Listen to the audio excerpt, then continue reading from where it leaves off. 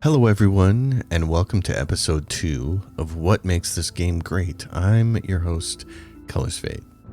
With the release of Baldur's Gate happening today, I thought it might be fun to take a trip down memory lane and revisit one of the most influential and beloved games of all time, Baldur's Gate 2, Shadows of Amn. Before we get started, some context. There was a period of time back in the early 90s when party-based RPGs were still finding their way. There was a big demand for these type of games from the rabid Dungeons & Dragons fanbase, but the developers hadn't figured out the best way to present these sorts of adventures to the players. Thanks to games like Doom, the early 90s were full of first-person fantasy games like Elder Scrolls and Stone Keep. Given that this sort of technology was understood and prominent, many party-based fantasy games tried to borrow that approach. Might and Magic 6, The Mandate of Heaven, was one such game. Developed by New World Computing and published by 3DO, the game opted for the same first-person presentation experience as Elder Scrolls. But in order to accommodate a party of adventurers, they added pictures of the adventurers' faces at the bottom of the screen. This was a fairly common tactic at the time for tackling party-based adventures. During combat, each party member took their turn attacking enemies with their weapons or spells, but the player never actually got to see their party members on the screen. If it weren't for the fact that multiple avatars were displayed on the bottom row, one might conclude it was simply a first-person single-player RPG like Elder Scrolls or Stone Keep.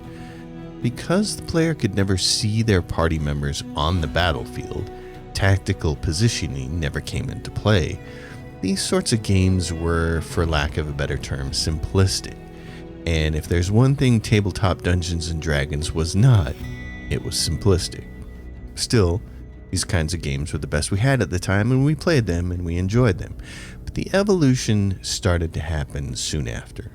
Betrayal at Krondor took a slightly different approach to the presentation of combat.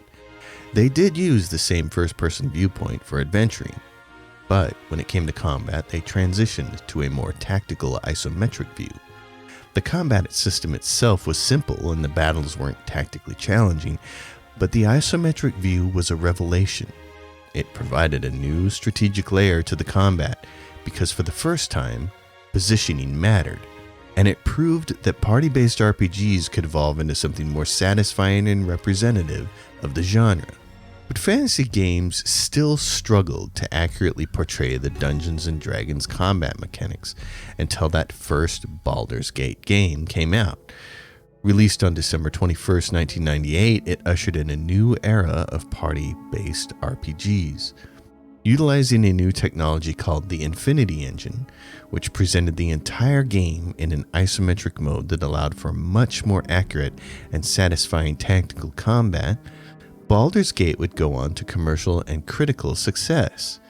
It also helped spawn a host of other Infinity Engine games, including both Icewind Dale games and the critically acclaimed Planescape Torment. But the king daddy of them all was Baldur's Gate 2.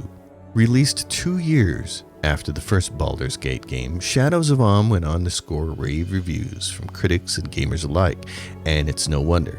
It is an amazing game that still holds up today thanks to the enhanced edition. To create this video, I decided to go back and play through Baldur's Gate 2 one more time. And yes, while the graphics are dated and features like inventory management aren't up to today's standards, the core of the game remains rock solid. It is the essence of what a great party-based Dungeons & Dragons RPG can and should be. But let's talk specifically about what makes the game great, because that's the whole point of this video series, right? To dive deep and analyze why it worked. We're going to start with the story. Now, to be fair, the plot of Baldur's Gate 2 is not its strong point, at least not in my opinion. I actually liked the story in the first Baldur's Gate game quite a bit better. I liked the way the player was constantly led to believe that the next bad guy they took down would be the one responsible for their troubles, only to find out that there was yet another bad guy standing right behind them. The plot in Baldur's Gate 2 is quite a bit more straightforward. Right off the bat, the party finds themselves abducted by a powerful wizard named John Irenicus, expertly voice acted by the late great David Warner of Time Bandits fame.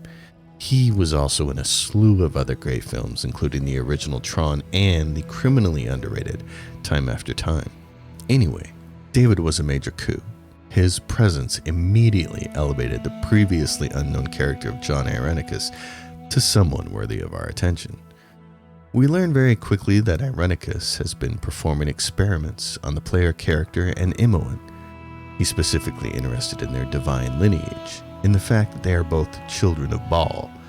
But just as soon as the player exits the starting dungeon and emerges into the city of Athkatla, Irenicus and Imoen are spirited away, and the main story takes a back seat. This is not necessarily a bad thing, because the world that the developers created here is infinitely more fun and compelling than the main story arc. The side quests are numerous and entertaining, and it's fun getting lost in the city of Athkatla, wandering around from one encounter to the next. But there's a second factor at work here. The developers did something critically important with this game, which is only tangentially related to the story. And I think this is one of the things that helped make Baldur's Gate 2 a huge success. In terms of levels and experience, the game starts off precisely where the first game ended. This is a true sequel in every sense of the word, and the player's progress is preserved. Players can literally export their player characters from Baldur's Gate 1 and import them into Baldur's Gate 2. It is the perfect sequel.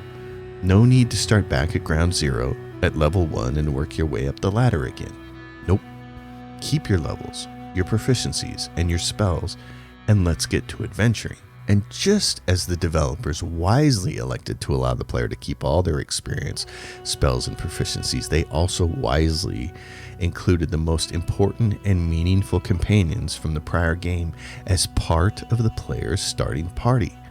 Imoen, Jaheira, and Minsk all return and are with the player from the very beginning. Later, the player also runs across Edwin and Viconia, easily two of the best evil characters ever made for any video game RPG.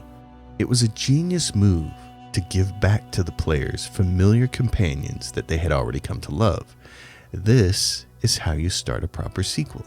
Now, story aside, where Baldur's Gate 2 really shines is pretty much everywhere else. And to that end, I want to start talking about locations and encounters. It's easy to see that when the first Baldur's Gate game was released, the developers still hadn't figured out how to leverage the engine in the best way possible for building a world and hosting encounters. They ended up doing the simplest thing possible and taking a map of the Sword Coast and literally cutting it up into rectangular units. Each map thus touched all its neighboring area maps. This resulted in a style of gameplay I like to call map clearing, and in a way, it hurt the game's narrative a little bit. Baldur's Gate has a really interesting story that I actually like quite a bit, but it gets lost from time to time because a large portion of the game revolves around clearing the maps, since that was the only way to find encounters, gain experience, and level up. Fortunately, the Icewind Dale games began to deviate from this map clearing design, and by the time Baldur's Gate 2 came along, it handled things much differently. Baldur's Gate 2 wisely eschews the cookie-cutter area maps in favor of points of interest. This improved the game in two significant ways. First, it allowed the developers to hide some of these areas from the player until a quest properly unlocked them, allowing for some higher level content to exist without it stomping the player unnecessarily because their low level party found themselves in an area they shouldn't have been. And second, it made the game far more quest oriented, which I think most people would agree is far more entertaining than simply wandering around, clearing the fog of war, and destroying bands of enemies that have no connection to any story whatsoever. Quests are what make the encounters meaningful, and in this way Baldur's Gate 2 shined because it leaned heavily into quests so much more than its predecessor. There were still dungeons in Baldur's Gate 2, maps obscured by the fog of war, but to a large degree the map clearing days were over. Instead, nearly all of the content in Baldur's Gate 2 is driven by quests. And because the areas were no longer cookie cut from a single map, each area could now have its own identity. This immediately made all the areas in Baldur's Gate 2 far more memorable. Most players can probably identify a given location by the quest that took place there. The Docks District, for instance, housed the local Harper's hideout, and with it, a rather funny quest that involved a pair of companions from the previous Baldur's Gate game, Zar and Montadon. The slums played host to the Copper Coronet, itself a busy hub for companions and quests, and a place that the player returns to quite often. And it also housed the enigmatic Planar Sphere, which was home to Valgur's companion quest. And then there's the Bridge District, where a gruesome set of murders took place, allowing the player to play detective for a little while. Oh, and who can forget their first trip to the Temple District when they heard the creepy eyeless street preacher for the first time? That little interaction sends the party on a very memorable Beholder quest that can be incredibly challenging, unless one makes a stop at a particular shop and purchases the Shield of Baldurian, which conveniently reflects Beholder gazes. All of this is to say that one of the reasons that Baldur's Gate 2 was so good is because of the planning and care that went into designing and developing each of the unique areas in the game. From the Umar Hills to the Bridge District, from the Government District to the Graveyard, the developers made every effort to make each location unique and compelling, and they loaded these areas with interesting and fun side quests. Not just encounters to be stumbled upon by clearing the fog of war, but honest-to-goodness side quests that often involved interesting NPCs and travel to other parts of the game world.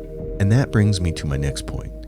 Because Baldur's Gate 2 designed its locations as points of interests instead of fodder for a map clearing exercise, and because it was a higher level adventure, the developers were able to include some truly awesome and challenging boss enemies.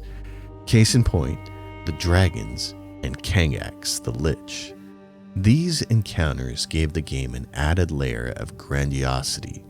They were the kind of challenges that would actually tax a player's strategic and tactical abilities. A lot of the encounters in the game, the more mundane ones, can simply be overcome with brute force. A few fireballs and some hack and slash, and the enemies become dead real quick. But not the boss mobs. No, they took planning, strategy, learning, figuring out what kind of attacks they would make and the spells the party needed to defend against them. These boss mobs were the kind of encounters that forced players to rework their memorized spells and carefully calculate their plan of attack. It was something that was largely missing from the first Baldur's Gate game, with the exception of the final battle with Saravon. The boss mobs served two necessary purposes. First, they provided the player with some really nice loot, and they gave the player a training ground for dealing with super hard enemies, which would be critical later on when the party finally had to face down John Irenicus himself. Now, I could sit here all day and talk about how much fun the encounters were in Baldur's Gate 2 and how memorable they were, but that would make this video far too long. So I want to spend the last little bit of time here talking about the final piece of the puzzle, the one aspect that set Baldur's Gate 2 apart and helped make it great, and something that I think most great party-based RPGs have in common, and that is the companions. Baldur's Gate 2 features some of the greatest, most memorable companions ever designed. Viconia, Edwin, Jaheira, Imoen, Yoshimo, double-crosser that he is, Keldorn, Aerie, and of course, the best duo of all time, Minsk and Boo. What's really amazing is that the writers were able to make all of these characters unique and entertaining with only a few lines of dialogue. Remember, they didn't have the long, immersive cutscenes that we have today. We've become spoiled with games like The Last of Us, God of War, Horizon Zero Dawn, Red Dead Redemption 2, and Cyberpunk 2077. Deeply cinematic, narratively driven games are normal now, and we're able to get Hollywood quality character performances in many scenes. It's stunning, really. But it wasn't that way back in 1998. The writers had to get a character's personality across accurately and in an entertaining fashion, and do it all with a lot less dialogue and a lot less graphical fidelity. And yet they did it. Personally speaking, I love all of the characters in this game because they are all portrayed so well. Even the ones that aren't my favorite, I still respect because of how well they're written. Case in point, Jan Janssen. Sure, he's an annoying gnome, but he's supposed to be an annoying gnome. He's also incredibly crafty, and we get to see that because he invents a crossbow that shoots ammo that he invented. Really useful ammo, as it turns out. And also, he's a family man with a heart. He's a three-dimensional character living in a two-dimensional game, which is how all these characters are. And that's part of what makes it amazing. Likewise, Viconia and Edwin are evil aligned companions that could be difficult to keep in a party running around doing heroic deeds, and yet the developers smartly made them incredibly enticing to have because of their classes and stats. There simply is no better cleric in the game than Viconia. Her turn undead skill is useful at many points in the game, and with a belt or gloves of strength, she becomes a viable melee fighter.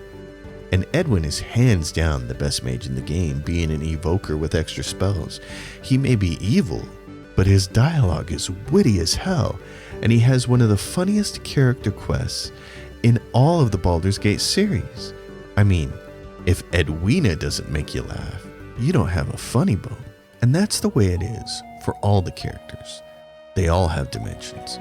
Despite their dearth of dialogue, they come across fully realized. And to me, that's the triumph of Baldur's Gate 2. It gave us characters that we cared about, or at the very least, it gave us characters that were useful and fun and interesting. In the end, Baldur's Gate 2 was as much about the promise of future party-based RPGs as it was about what the Infinity Engine could pull off at the time. The developers made a great game, and a pretty damn fun expansion with the Throne of Ball, but they also showed us a glimpse of what the future could hold for these kinds of games. Years later, we'd get to see that evolution happen with games like Pillars of Eternity, Pathfinder, and Divinity Original Sin. And now, today, we get to see it all come full circle with Baldur's Gate 3. As I said at the start, in order to gather this footage, I had to replay Baldur's Gate 2. And while it is dated, it still has the beating heart of a champion in it. Or maybe Boo is just getting a little squirrely. Thanks everyone, and if you enjoyed the video, give it a like, consider subscribing to the channel, and also consider supporting my Patreon, which is in the description below. And I'm anxious to hear your own thoughts about Baldur's Gate 2. If you played the game, whether you love it or hate it, let me know down below in the comments. And until next time, happy gaming, everyone.